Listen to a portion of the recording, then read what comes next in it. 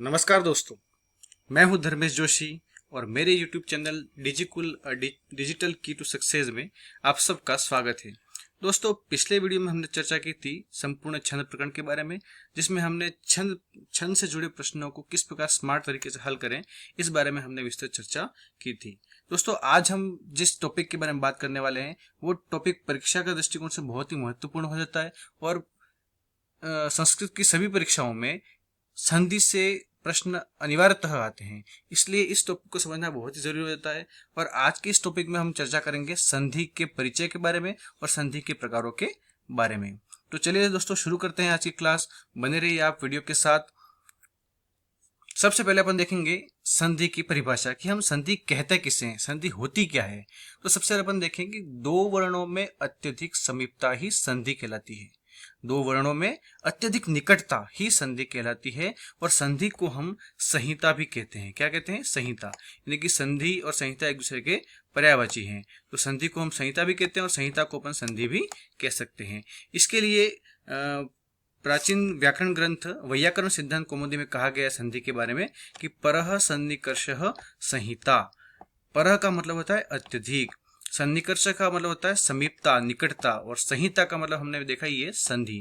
तो इस प्रकार दो वर्णों में अत्यधिक निकटता ही संधि कहलाती है। यानी कि दो वर्णों को जितना अधिक हो सके उतना निकट में, समीप में लाना, ताकि उनको अपन आसानी से उच्चारित कर सकें। जैसे अपन यहाँ देखें, उदाहरण है अपने सामने, विद्याधन आलय। विद्याधन आलय। अब यहाँ एक तो आ ये है और दूसरा आ यहाँ है। अब इनको अपन विद्या आलय बोलेंगे तो इनको बोलने में समय भी लगेगा और बोलने में थोड़ा सा व्यवधान भी आता है। तो इसको अपन क्या करें, निकट हो जाए। तो यहाँ जैसे कि इन दोनों वर्णों के स्थान पर अपन, ये दोनों की ध्वनि आ और आ ही है, तो इन दोनों के स्थान पर अपन एक ध्वनि आ कर सकते हैं, जिससे इस वर्ण को बोलने में, इस शब्द को बोलने में समय भी कम लगेगा और आसानी से इसको बोल भी पाएंगे। तो जैसे विद्या आलय बोलने से बेहतर है विद्यालय, और आसान भी होता है। तो दो वर्णों को परस्पर निकट लाना ही क्या कहलाता है? संधि कहलाता है। संधि के बारे में हम आगे देखें तो दो वर्णों का उच्चारण बिना किसी व्यवधान के निरंतरता से करना ही संधि है। जैसा दोस्तों अपन ने अभी जस्ट देखा कि दो वर्णों का उच्चारण बिना किसी व्यवधान के निरंतरता से करना ही संधि है।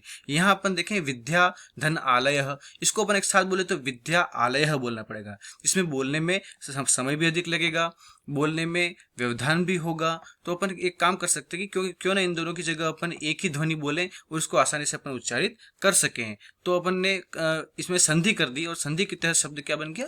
विद्यालय, जिसको बोलना भी आसान है, बोलने में समय भी कम लग रहा है और बोलने के दौरान व्यवधान भी उत्पन्न नहीं होता है। तो दो वर्णों का उच्चारण बिना किसी व्यवधान के निरंतरता से करना ही संधि है। तो हम कह सकते हैं यहाँ विद्याधन आलय में अपन ने संधि कर दी है। संधि का प्रकार है दीर्घ संधि। तो शब्द क्या बन गया? विद्यालय।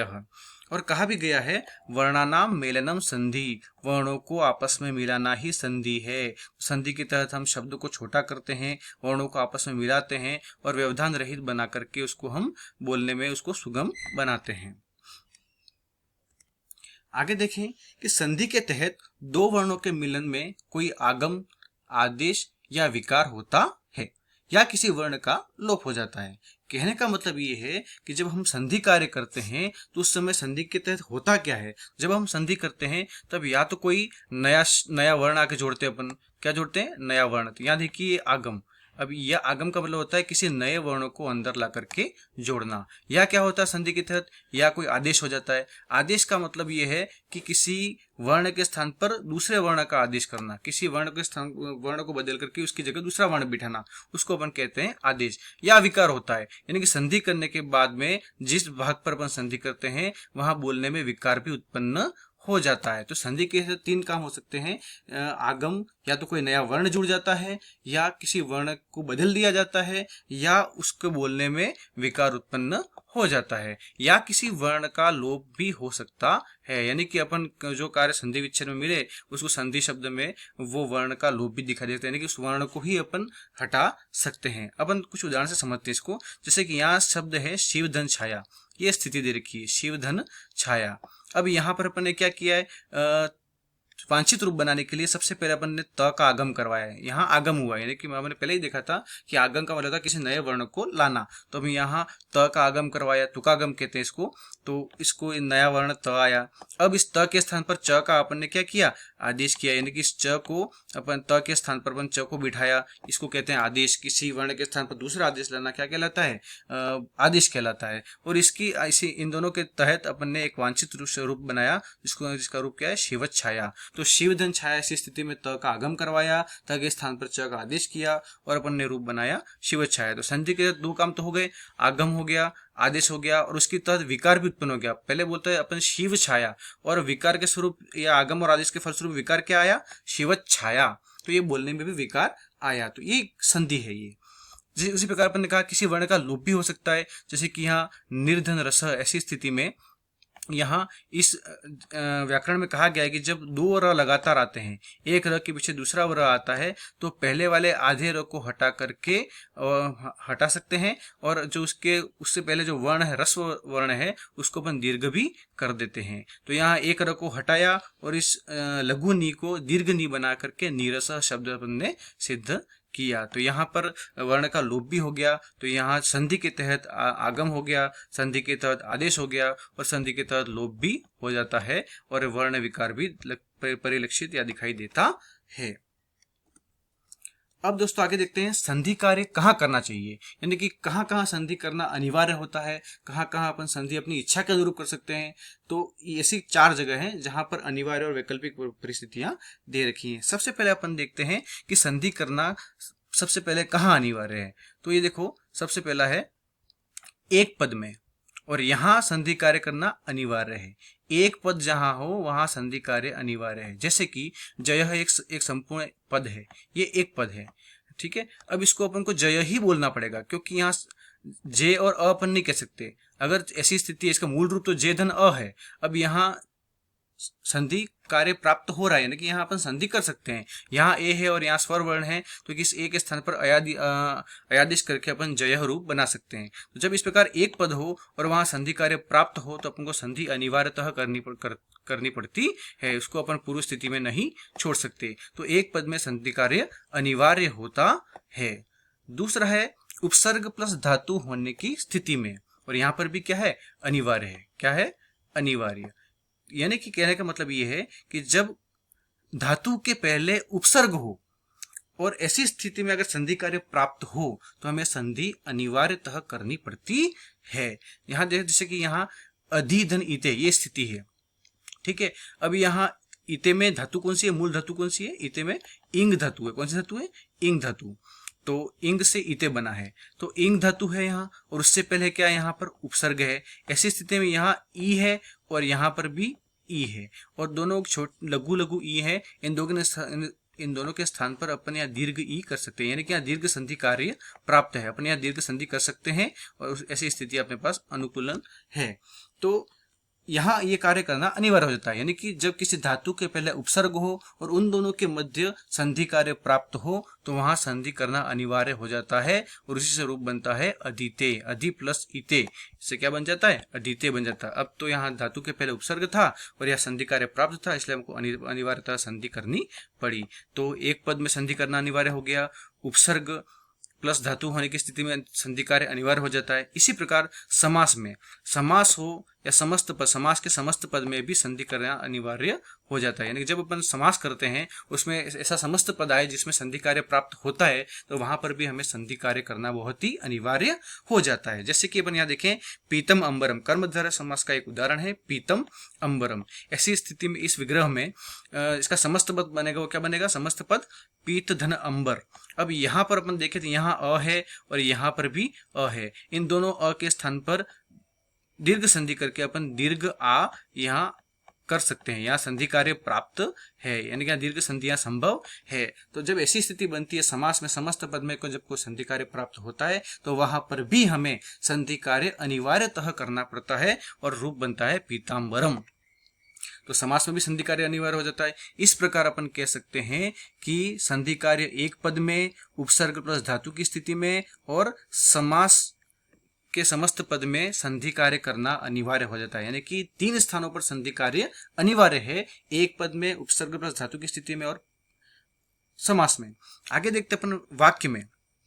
अब जब कोई वाक्य अपन बोलते हैं और उस वाक्य में अगर संधि कार्य प्राप्त है, यानी कि संधि करना संभव है, तो वहां जरूरी नहीं कि संधि आप कर ही दो, वो बोलने वाले की इच्छा पर निर्भर करता है कि आप संधि करो या ना करो। तो जब किसी वाक्य जो हम बोलते हैं तो वाक्य में अगर संधि कार्य प्राप्त है तो बोलने वाले की इच्छा पर निर्भर करता है कि वो बोलते समय उन शब्दों में संधि कार्य करे या ना करे। जैसे कि अपन एक उदाहरण देखते हैं, एक वाक्य है सा इह आगच्छति, एक उदाहरण है। यहाँ पर देखो 2 जगह संधि कार्य प्राप्त है, साधन इह और यहाँ ह धन आ। अब साधन ई, सा में आ है और ई है, इन दोनों के स्थान पर गुण संधि करके सेह बना सकते हैं। क्या बना सकते हैं? सा और ई से मिलकर क्या बनेगा? सेह।